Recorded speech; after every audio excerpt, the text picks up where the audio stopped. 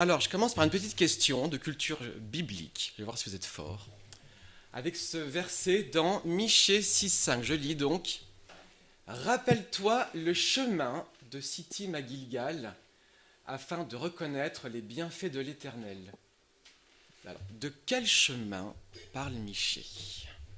Ah, là déjà je vois des. Je sais pas. Alors, c'est quoi ce chemin à votre avis? Bon, il y a quand même un indice, hein. J'ai dit que ça allait être sur Josué aujourd'hui, donc. Marie, tu dis quoi? C'est le chemin où vont se cacher les espions en attendant que Ah oui. Pâques soit venu, non? Alors tu brûles, tu es presque. Est-ce que c'est là où ils ont mis les pierres?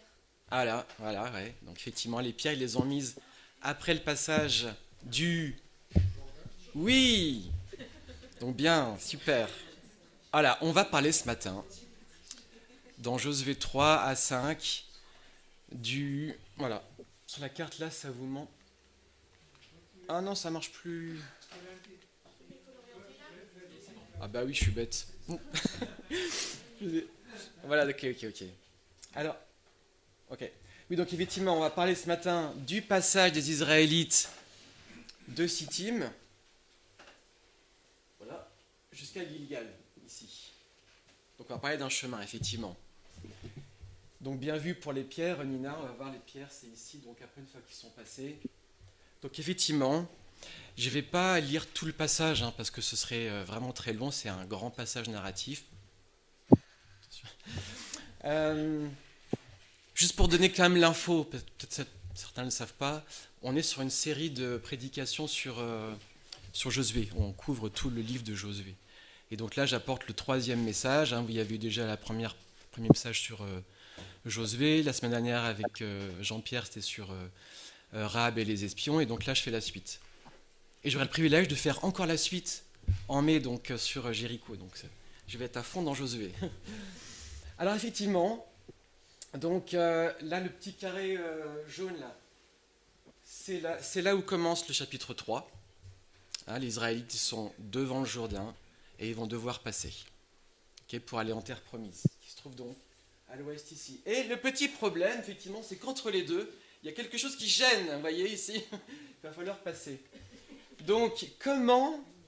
Bon, c'est pas une vraie question, parce que vous savez, hein. Comment ont-ils passé cette barrière naturelle qu'est le Jourdain, hein? Quelqu'un qui ne connaît pas le texte, on pourrait dire, je ne sais pas, ils ont fait un pont peut-être? Non. Ils ont contourné? Non. Ils sont vraiment passés au milieu. Alors effectivement, vous le savez, un miracle s'est produit. Et donc, bon, ça c'est un peu mon plan. Je vais parler un peu du passage du Jourdain en lui-même, il y a plein de choses à dire, du rôle de l'arche de l'Alliance, et de ce que Dieu demande à son peuple, et puis aussi à nous. Parce que j'ai toujours en tête, je dis Seigneur, ok, je veux que tu me donnes quand même quelque chose à dire pour nous, pour nous encourager. Alors, du coup, je commence avec le passage du Jourdain en lui-même, en nous concentrant sur le miracle. Comment s'est déroulé ce miracle? Et je ne sais pas si vous êtes un petit peu au clair sur le déroulement de ce passage. On pourrait avoir l'image, on se dit, ah oui, c'est un peu comme la mer Rouge, ça s'est ouvert en deux, et puis ils sont passés. Alors non, c'est pas du tout passé comme ça. Donc on va voir un petit peu plus en détail comment ça s'est passé. Donc j'ai 3 points à dire sur ce miracle, en commençant par une chose, c'est-à-dire qu'au moment où les Israélites sont passés, on était au printemps, vous voyez? Et la période, ça compte.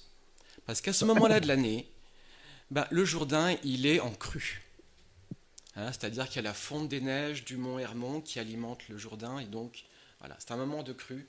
Et ça a son importance quand même, parce que si on veut passer de l'autre côté, et qu'en plus, le Jourdain, il est encore plus large, ça va poser problème quand même. Alors effectivement, dans Josué 3,15, le texte nous dit que le Jourdain regorge par-dessus toutes ses rives tout le temps de la moisson. Ça nous dit plusieurs choses. Ça nous dit qu'effectivement, il est plus large, donc ça va être plus compliqué à passer. Le débit d'eau est plus important. C'est plus sonore, ça fait plus peur, c'est plus dangereux à passer. Donc bref, ça rend le passage encore plus difficile. Voyez, donc c'est quand même intéressant de se dire, est-ce que c'était vraiment le bon moment pour passer ce Jourdain? Mais on va voir que rien n'est fait au hasard pour Dieu. Donc en tout cas, un fleuve qui est en crue. Un autre point intéressant, par rapport à cette vision, je disais, ça s'est ouvert en deux et puis ils sont passés au milieu. Non, ça s'est passé différemment. Alors, le texte nous dit deux choses. Tout d'abord, où ça s'est passé. Alors, j'ai pas une zapette pour pointer là, c'est dommage. Il y a ? Oh, super. Ah, c'est bien ça, c'est bien. Très bien. Alors, ils étaient là à peu près. Hein. Attendez. En face du Jéricho. Hein. Et donc, le fleuve s'est coupé plus au nord, vous voyez. On remonte ici, près de la ville d'Adam. C'est ce que dit le texte. Hein. Près de la ville d'Adam, qui est à côté de Tsartan. Et voilà, c'est là que ça s'est coupé. Mais coupé comment ? Le texte nous parle un peu comme une digue. C'est-à-dire que hein, ça coule du nord vers le sud, à grand flot, hein, c'est en crue. Hein.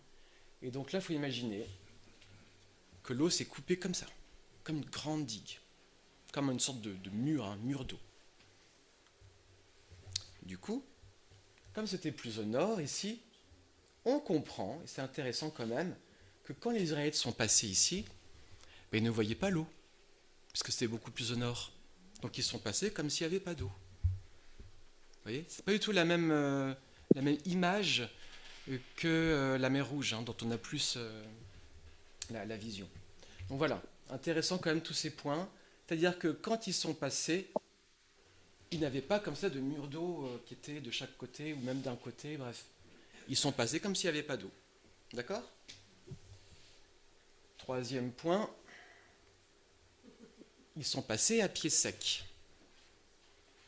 J'adore les détails dans la Bible, c'est super intéressant. Vous voyez où ils sont passés à pied sec, d'accord. Mais en fait, waouh, c'est quand même énorme. Je lis ici, dans Josué 3,17. Les sacrificateurs qui portaient l'arche de l'alliance de l'Éternel s'arrêtèrent de pied ferme sur le sec, au milieu du Jourdain, pendant que tout Israël passait à sec. En plus, c'est bien insistant. Hein. Mais il faut comprendre quoi en fait. Je ne sais pas si vous avez déjà marché à marée basse, à la mer, en Bretagne ou en Normandie peut-être. Alors vous vous êtes rendu compte quand vous marchez à marée basse, il n'y a pas d'eau, mais vous embourbez, non hein, c'est humide le sol. Et c'est-à-dire que là, ça m'intriguait, je me suis dit, mais attends, il devrait quand même marcher sur de l'humide, mais non, il marche sur du sec. Comme s'il n'y avait même plus de traces qu'il y avait de l'eau juste avant. Donc en fait, on est passé, en l'espace de quelques secondes, d'un fleuve en crue à un terrain complètement sec. Voilà le miracle que Dieu a fait. Waouh!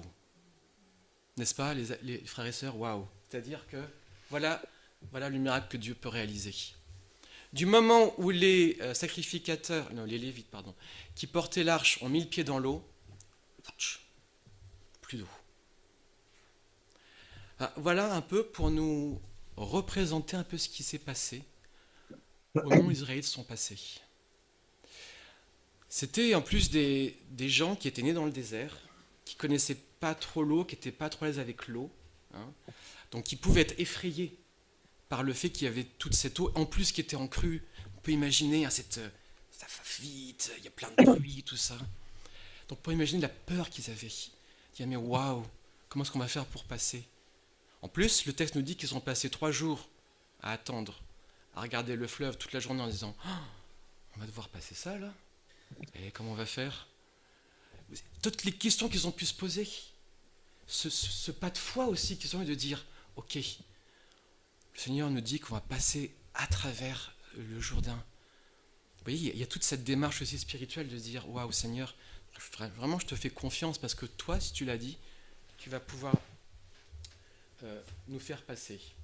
Et donc, on a un peuple, à peu près 2 à 3 millions de personnes quand même, hein, qui a pu passer comme ça, à sec, en toute sécurité, sans être effrayé en voyant de l'eau comme ça, en disant ouais, ça va pas me tomber dessus quand je vais passer. Donc moi j'y vois aussi la prévenance de Dieu derrière, vous voyez. Alors, c'est intéressant de voir l'effet que ce miracle a eu sur les gens. D'une part sur les Israélites, et puis sur les populations locales. Et on va voir que c'est des effets complètement antinomique, complètement contradictoire. Alors, un encouragement pour les Israélites. Donc effectivement, comme j'ai un petit peu dit, donc Dieu a voulu montrer à son peuple, et c'est écrit dans Josué 3,10, « Je suis là, je suis au milieu de vous ». On n'a pas ici un Dieu lointain qui dit « Ok, allez-y, je vous encourage, hein, allez-y, passez les gars ». Non, il est là, et on va le voir plus tard avec l'arche, il montre à son peuple qu'il prend soin d'eux, que concrètement il est là, et il les fait passer par quelque chose qui pour eux est complètement effrayant et impressionnant. Ils veulent aussi leur montrer, il y a une leçon derrière de leur montrer, rappelez-vous que je suis un Dieu puissant, que je suis El Shaddai. On y reviendra aussi après. Donc un encouragement pour eux, je ne vous délaisserai pas, je ne vous abandonnerai point, je vais vous faire passer parce que je l'ai promis. Et à l'inverse, un découragement pour les populations locales. Je lis ce verset dans Josué 5:1. Lorsque tous les rois des Amoréens à l'occident du Jourdain et tous les rois des Cananéens près de la mer apprirent que l'Éternel avait mis à sec les eaux du Jourdain, ils perdirent courage et furent consternés à l'aspect des enfants d'Israël. Là, ils se sont dit, oula, ça craint là. Et c'est intéressant de voir en plus que ce miracle qui est en train de se passer, ils en avaient déjà eu connaissance 40 ans plus tôt. C'est pas quelque chose de nouveau en fait pour eux. Ils étaient très bien informés, même sans avoir Internet et les médias qu'on a actuellement. Ils savaient très bien ce qui s'était passé 40 ans plus tôt. C'est ce que nous a dit Rahab, la semaine dernière, vous avez dû le voir, je pense. Nous avons appris comment votre sortie d'Égypte, l'Éternel a mis à sec devant vous les eaux de la mer Rouge. Ils savaient que ce peuple avait pu quitter l'Égypte en entrant dans le désert par la mer Rouge. Et ce miracle, même si ça ne se produit pas de la même manière, il est en train de se reproduire. Alerte, alerte, alerte. Oh les gars, on arrive. Vous voyez ? Donc effectivement, je crois qu'ils sont même doublement abattus. En disant, au début, peut-être c'était lointain, et finalement, ça se rapproche là. Alors c'est intéressant de voir le but que Dieu poursuit à travers ce miracle. Il y a deux choses que la Bible nous dit. Dans ce verset de Josué 4, 23, merci. Donc il fait aussi écho à la mer Rouge. Quand les Israélites passent le Jourdain, ils se disent, nos parents avaient passé la mer Rouge, parce que ils sont nés dans le désert. Il y a que, vous savez, il n'y a que Josué et Caleb qui, eux, ont vécu les deux passages. Tous ceux qui passent là sont nés dans le désert. Et quand ils vont passer là, mais nos parents nous avaient raconté qu'ils avaient vécu aussi ce passage de l'Égypte dans le désert. Et nous, on est en train de vivre un petit peu quelque chose de similaire. Il y a un écho quand même qui est fort et qui est dit là par la parole. Alors le but, c'est intéressant quand même. Afin que tous les peuples de la terre sachent que la main de l'Éternel est puissante. On tourne autour quand même de cette notion que Dieu est puissant. Afin que vous ayez toujours la crainte de l'Éternel, votre Dieu. Et donc je voudrais faire un petit peu une pause dans le texte pour nous arrêter quand même. On ne peut quand même pas passer ça comme ça et dire, bon, et puis la suite. Enfin, en tout cas, moi, j'ai médité sur la puissance de Dieu. En me disant, mais waouh, Seigneur, t'es tellement puissant, ce miracle est tellement incroyable. Là, je vous livre un peu des choses que ça m'a dit à moi. Je vous livre un peu mon cœur sur comment ce texte m'a touché. Je me suis dit, waouh. En fait, Dieu, tu peux stopper un fleuve qui est en crue. Pourquoi ? Parce qu'en fait, tu es créateur. Et tu maîtrises ta création. Si toi, tu dis là, à la création, ça s'arrête, ça s'arrête. Ça fait penser à Jésus, vous savez, avec la tempête. Oh, c'est fini, oui ? Pouf, plus rien. Voilà, ça, c'est le créateur. Il n'y a aucun autre Dieu comme ça. Ce n'est pas les idoles là, que les autres tribus ont qui peuvent faire ce genre de choses. Non. Il montre qu'il est l'Éternel. El Shaddai. Et ça m'encourage beaucoup parce que ce Dieu-là, c'est aussi mon Dieu. J'espère que c'est aussi votre Dieu. El Shaddai, Dieu tout-puissant, comme ça qui s'est présenté à Abraham. Je suis El Shaddai. Et ça me fait dire aussi qu'il est le Dieu de l'impossible. Oui, effectivement, je pense à ce peuple, je me dis comment j'aurais réagi moi si j'avais été à la place de ce peuple qui regardait ce fleuve comme ça. Wow. Mais si Dieu dit qu'il le fait, il peut le faire. Il a la capacité de faire ce qu'il dit. C'est pas un politicien qui dit, il donne pas juste des intentions comme ça. Quand il dit vous passerez là, il peut le mettre en œuvre. Quand il dit je vais chasser devant vous les tribus, il fait la liste comme ça, là, il y a 10 peuples, là, les Amoréens, les Nananins, les Phérésiens, les gnagnans. Ça en fait du monde. Hein. Et bien le peuple peut avoir confiance. Si Dieu le dit, il peut le faire. Mais quel encouragement! Bon voilà, ça m'a nourri aussi dans ma louange, cette notion de Dieu de l'impossible. Alors dans le texte, effectivement, il y a cette notion de présence qui est très forte, et cette notion de présence, comme je disais tout à l'heure, c'est pas un Dieu lointain qui a donné des instructions tout en étant très lointain. Il s'est impliqué vraiment dans ce passage, et pour que les gens sachent qu'il était là, il s'est manifesté donc symboliquement avec l'arche de l'alliance. Hein, cette arche de l'alliance, c'est le symbole un peu de dire, évidemment, Dieu il est invisible, il est partout, mais pour que les Israélites perçoivent bien sa présence, voilà, il a demandé à ce que l'arche soit créée. Donc l'arche, c'est égal à présence de Dieu. Et effectivement, on ne peut pas bien comprendre ce texte si on ne s'arrête pas sur l'arche de l'alliance. Alors, quelques éléments sur cette arche de l'alliance. Vous voyez l'image que j'ai trouvée ici, enfin c'est ma femme qui l'a trouvée, pour être tout à fait précis. Elle m'a dit, rappelle-toi bien que l'arche était recouverte. Hein. Alors vous voyez ici, on a donc dans l'histoire les Lévites, je ne vais pas détailler, mais c'était des Lévites particuliers qui, seuls eux, pouvaient porter l'arche. Ma femme, elle est calée là-dessus pour lui demander, elle connaît vachement bien. Alors, c'est eux qui sont entrés les premiers. Et ça, c'est super intéressant. Parce qu'à la mer Rouge, c'est Moïse qui est entré le premier. Et là, on pourrait imaginer que c'est Josué qui entre le premier, puisque Josué, c'est le successeur de Moïse. C'est Dieu lui-même qui est entré le premier dans le fleuve. Ouais. Quel encouragement aussi pour les Israélites. Ok, si Dieu y va, j'y vais. Hein, je suis. Puisque le texte nous dit que dès qu'eux ont mis le pied dans le fleuve, ça s'est coupé. Hein. Donc effectivement, cette notion, là c'est à sec. Comme j'ai dit tout à l'heure, l'eau est bien plus loin. Donc ils peuvent passer comme ça, d'un côté sur l'autre. Et vraiment, le zoom, il est là, le focus, il est là. C'est-à-dire que tous les gens qui sont passés ici, en passant, ils n'ont pas pu louper le fait qu'entre eux et l'eau, il y avait l'arche. Hein.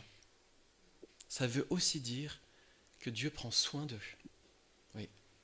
Le danger, il est là, mais craignez rien. Je suis là, je suis présent. Je vous protège aussi. En tout cas, c'est comme ça que je le perçois. Donc, comme je disais, tout est centré sur l'arche, depuis le début jusqu'à la fin du passage. C'est déjà le signal de départ. Il n'y a pas eu une sorte de corne de... Vous savez, je ne sais plus comment ça s'appelle, d'animal. Allez, on y va les gars, c'est parti. Non, c'était visuel. Quand vous verrez l'arche partir, vous la suivrez. C'est le moment d'y aller. Donc, déjà, le regard des gens, il est sur l'arche. Ça dit quelque chose aussi. Il est sur Dieu. Signal de départ. L'arche montre la direction. Elle vous montrera le chemin que vous devez suivre. Et c'est très beau la suite du passage, car vous ne savez pas par où passer. Cette prévenance de Dieu. À quel endroit passer? Là. Non. Tu suis l'arche. Tu fais confiance en ton Seigneur. Et il te montrera le chemin. Donc comme j'ai dit, passe en premier. Et c'est très intéressant de voir que ce n'est pas Josué qui ouvre la voie, mais c'est l'arche. Indissociable du miracle. Donc, globalement, ils mettent le pied dans l'eau s'arrête. Ils s'arrêtent au milieu, le peuple passe. Et quand eux, une fois qu'on va voir après, quand ils prennent les pierres, là, une fois qu'ils ont pris les pierres, ils quittent, les Lévites quittent le fleuve et là, l'eau recoule. C'est-à-dire que le miracle se produit en concomitance avec les Lévites. Donc, comme je dis, il reste au milieu du Jourdain jusqu'à toute la nation est passée. Ok. Donc, on voit à travers tous ces éléments que Dieu s'implique vraiment dans ce passage du Jourdain. Maintenant, on va mettre notre zoom un petit peu sur les attentes qu'il a par rapport à son peuple. Et comme je dis aussi, avec nous en arrière-plan. Donc, à votre avis, question, quelles sont les attentes que Dieu peut avoir par rapport à son peuple dans le cadre de ce passage? Vous avez un peu des idées? Qu'est-ce qu'il peut demander à son peuple? Non? Pardon? Oh oui! Un bon point pour Sylvain. Tu viendras me voir après, je te donnerai ton bon point. Mais tout à fait. On ne s'est pas... merci. On ne s'est pas concerté. Hein. Effectivement. Super la transition. Donc, première chose qui est transversale dans tout ce livre de Josué et Juge après, tout est une histoire d'obéissance. Alors, j'aurais pu mettre, il y a plein de passages, j'en ai choisi un comme ça, mais ça aurait pu en être d'autres. Dans Deutéronome, il y a vraiment cette notion d'obéir à sa voix. Effectivement, dans ce passage, il y a beaucoup d'ordres qui sont donnés de l'Éternel à Josué et de Josué au peuple. Et là, on est dans une période où effectivement, le peuple suit à fond, il y a un ordre, on le suit, c'est même qu'ils disent « nous t'obéirons en tout », donc c'est une période vraiment d'obéissance qui permet aussi qu'il y ait des miracles, qui permet aussi que le peuple avance. On verra malheureusement que ce n'est pas toujours le cas avec le peuple. Mais en tout cas, c'est hyper important cette notion d'obéissance. La génération précédente en a eu pour ses frais puisque elle n'a pas obéi à Dieu. Et là, Dieu a été sévère.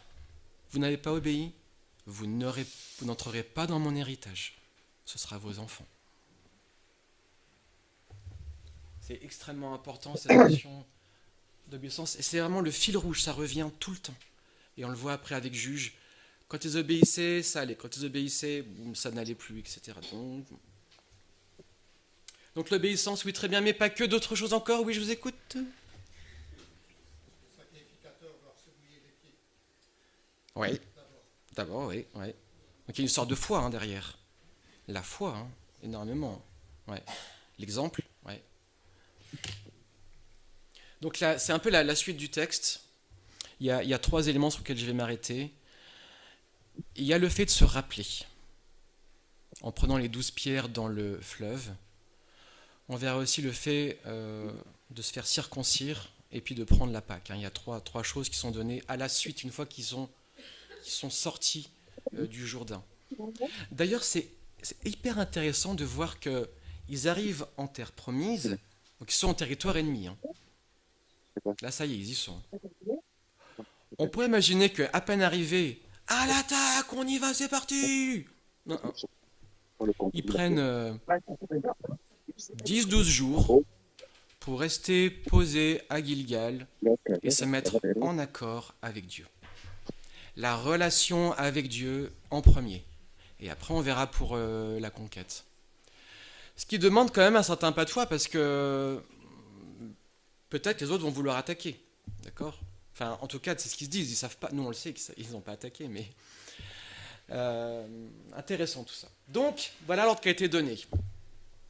Quand vous allez passer le fleuve, un homme de chaque tribu va prendre une pierre pour faire après un monticule. Bon, quand on dit une pierre, c'est pas un monticule qu'on tient dans la main. On parle de pierre, voilà, gros caillou quoi. Donc, pour après en faire à Gilgal un monticule, moi j'appelle ça. Dans quel but ? Eh bien, pour se rappeler. Notre Dieu aime qu'on se rappelle de ce qu'il a fait. Donc effectivement, ici, il y a un but de se rappeler de ce qu'il a fait, et il y a un but aussi pour les autres générations futures, pour la suite, pour que quand ils reviennent à Gilgal, les enfants, vous savez comme ils sont les enfants, « Oh, c'est quoi ce tas de pierres là ?» Et ben voilà, justement, je vais t'expliquer. C'est grâce à l'Éternel qu'on a pu passer ici. Et à chaque fois, c'est le rappel de ce que Dieu a fait. Il a fait, il nous a permis de passer, parce que sa main est puissante. Et la leçon spirituelle, elle est là, dans le rappel de ce que Dieu a fait. Donc un souvenir pour les enfants d'Israël, oui, tout à fait.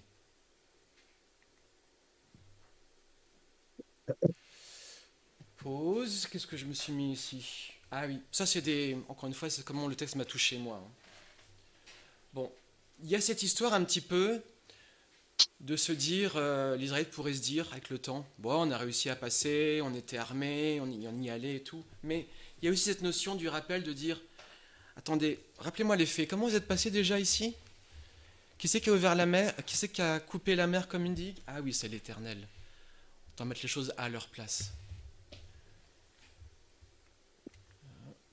Ils ne sont pas entrés en terre promise par leur propre force, mais par la puissance de Dieu. Et aussi, qui rendent gloire à Dieu. Je crois que vraiment que le rappel permet d'alimenter la louange. Je vais y revenir juste après. Et le verset que j'avais pris au tout début de Michée, qui est quand même beaucoup plus tard, c'est aussi ça. Rappelle-toi du chemin pour célébrer les bienfaits de Dieu envers toi. Alors, effectivement, et là j'ai toujours pas ma réponse, je continue de chercher, pourquoi est-ce que Dieu a demandé aux Israélites de se faire circoncire après le Jourdain et pas avant? Je continue encore à prier pour ça. Bon, en tout cas, voici ce que Dieu a demandé. Cette notion de se mettre à jour avec Dieu. Alors, moi je n'étais pas forcément au clair par rapport à ça, mais les Israélites, donc c'est dans le désert, n'étaient pas circoncis. Voilà, pour différentes raisons. Le texte nous dit en tout cas que ça ne s'est pas fait dans le désert. Donc, et ça je le comprends, il fallait se mettre en règle avec Dieu. Donc il y a plusieurs versets ici, là, de 2 à 8, vous relirez à la maison. Voilà, l'Éternel demande à Josué, fais-toi des couteaux de pierre et circoncis donc les enfants d'Israël. Moi, ça me parle sur le côté de se dire, voilà, on régularise la situation. On se met à jour avant d'entrer dans la conquête en elle-même sur la relation entre le peuple et Dieu. C'est vraiment remettre l'alliance à jour, quoi. Donc, c'est une histoire d'alliance. C'est le signe de l'alliance entre Dieu et son peuple. C'est comme ça que Dieu l'a présenté à Abraham. Dans Genèse 17, on remonte aux origines de la circoncision. Donc voilà, pourquoi cette demande? C'est ce que moi, en tout cas c'est comme ça que ça me parle, pour régulariser l'alliance entre le peuple et lui. Et deuxième point, et alors là je ne le savais pas, je l'ai appris, pour aussi pouvoir prendre la Pâque. Est-ce que vous le saviez ça? En tout cas moi je ne savais pas. Pour prendre la Pâque à l'époque, il faut être circoncis. En tout cas c'est ce qui est noté dans Exode 12, 48. Aucun incirconcis ne peut manger la Pâque. Ok. Donc en fait, c'est préparatoire. Pour pouvoir, et c'est ce qui est à la suite, célébrer la Pâque, il faut d'abord être circoncis. Très intéressant. Alors effectivement, c'est le point suivant, donc célébrer la Pâque. Ils ont pris la Pâque, ils ont pris le temps, c'est plusieurs jours la Pâque, c'est peut-être une dizaine de jours, de se poser et de faire leur première Pâque en terre promise. Alors, et là je ne savais pas non plus, vous voyez que je savais plein de choses où je ne savais pas. Visiblement, si j'ai bien compris, c'est la 3e fois que le peuple prend la Pâque. Première fois en Égypte, 2e fois au mont Sinaï, donc c'était plutôt au début de l'Exode, et la 3e fois. Moi je ne savais pas. En tout cas, ils ont pu célébrer la Pâque et manger avec des épis, du blé de la terre promise. À ce moment-là, il n'y a plus besoin d'avoir la manne. D'accord ? Donc, effectivement, petit rappel sur le sens de cette fête en l'honneur de l'Éternel. c'est la sortie du pays d'Égypte. Il y a un peu aussi l'histoire de la boucle est bouclée un peu. Il les a fait, c'est se rappeler qu'il les a fait sortir du pays d'Égypte, et là maintenant, il les fait entrer en terre promise. Ok. Qu'est-ce que Dieu attend de son peuple? Des éléments aussi qui m'ont touché dans ce passage. Il y a une histoire d'identité. Là, le peuple va aller en conquête et va être confronté à tout un tas d'autres tribus. Les Girgasiens, les Gilgasiens, les Hittites, les Hivites, les nanana. Et il va y avoir cette tentation qui va être très forte par la suite de se mélanger, de se confronter, de faire des alliances ou des traités ou que sais-je. Et là, c'est hyper important pour Dieu, cette notion de « vous êtes mon peuple ». Dieu veut un peuple particulier. Il veut un peuple qui soit un modèle pour les populations environnantes. Il a des attentes qui sont vraiment fortes par rapport à son peuple. J'ai remis ici un verset dans Lévitique. « Je suis saint et vous aussi vous êtes saints. Vous allez être un peu mes ambassadeurs en tant que peuple. » Donc l'attente est forte. Un peuple qui le met au centre. Il va aller conquérir des peuples qui sont idolâtres. Et il en peut plus de ça, le Seigneur l'Éternel. Il n'en peut plus de tous ces peuples qui font n'importe quoi dans leur idolâtrie et puis tous les sacrifices d'enfants et bref, toutes les horreurs qu'ils pouvaient faire. C'est pour ça qu'il veut les éliminer, quoi. Donc, pas de mélange avec les autres. Donc, je crois qu'en fait, tout ce que le Seigneur est en train de faire là est hyper important pour la suite. Avant d'entrer dans la conquête, cette notion de « vous êtes mon peuple ». On va bien remettre d'aplomb notre alliance entre moi, l'Éternel, et vous. Vous voyez? Comme ça. Comme ça que je perçois le texte. Un peu cette notion de remettre les compteurs à zéro, voilà. Vous n'étiez pas circoncis, on va le faire. Vous n'avez plus mangé la Pâque depuis plusieurs années, on le fait. On se remet vraiment à jour.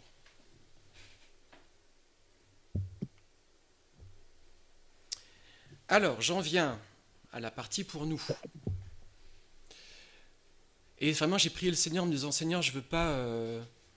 J'ai écouté plein de choses sur Internet, des choses vraiment... On trouve tout un tas de choses très bizarres sur la spiritualité dans ce passage. Qu'est-ce qu'on peut en tirer pour nous?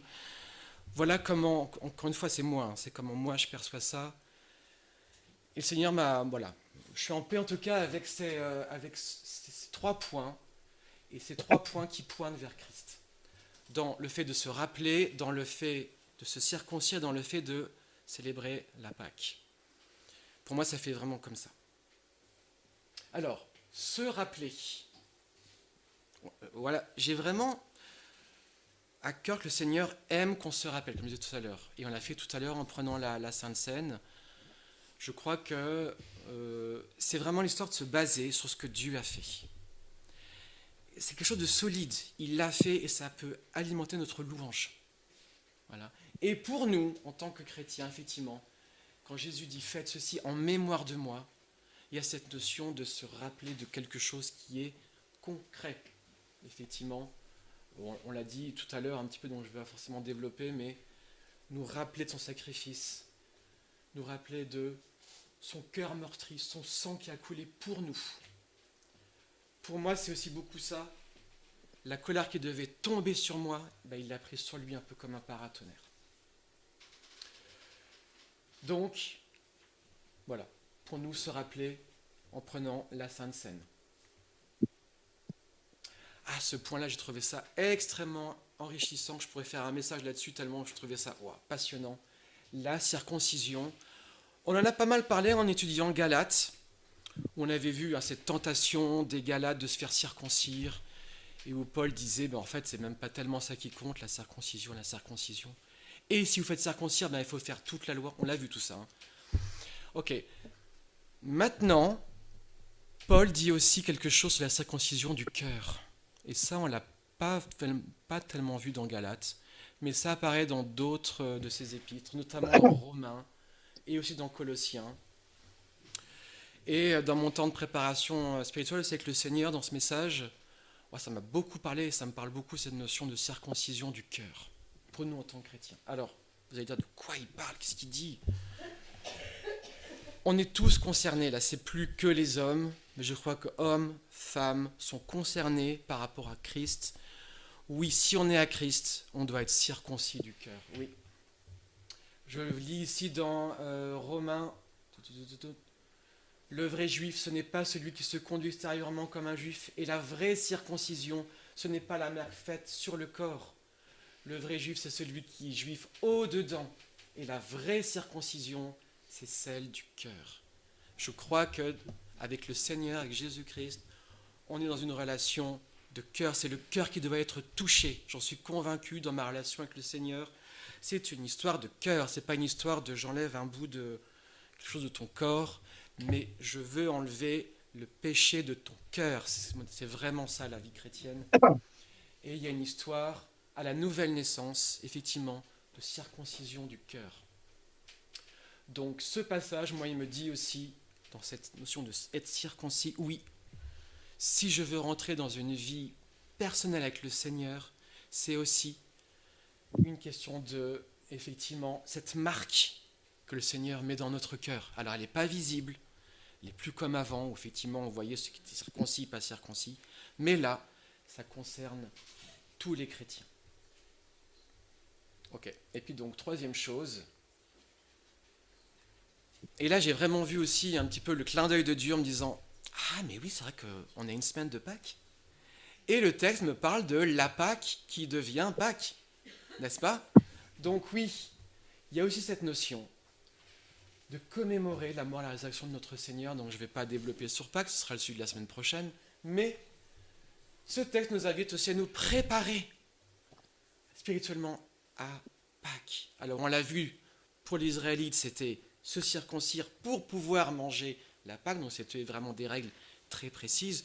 Nous, on n'a pas ces mêmes règles, mais quand même, il y a des échos à notre vie chrétienne. Oui, de se rappeler, oui, d'être circoncis de cœur pour avoir une relation avec le Seigneur, et oui aussi, de célébrer Pâques pour être focus sur ma vie chrétienne est basée sur la mort et la résurrection de notre Seigneur.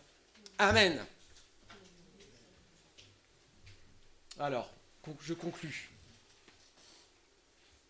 Que retenir de ce texte? Il me parle donc d'un chemin, ce qu'on avait dit au premier verset avec Michée, ce chemin de Sittim à Gilgal. C'est un chemin à la fois très concret. Ils sont passés d'un point A à un point B. On peut avoir une lecture comme ça aussi, mais on peut avoir une lecture plus spirituelle, puisque le peuple a eu cette dimension avant d'avoir la foi, de passer, d'être centré sur le Seigneur, d'être focus sur lui, et ensuite de se mettre à jour dans sa relation avec le Seigneur. Et de commencer cette conquête en disant « Il l'a promis, il va le faire, oui !» Voilà, avec des échos aussi pour nous, dans notre foi. Je vais prier pour conclure, et après je voudrais qu'on prenne ce chant ensemble qui moi me touche beaucoup, Dieu de l'impossible, en louant le Seigneur pour sa puissance. Seigneur, merci.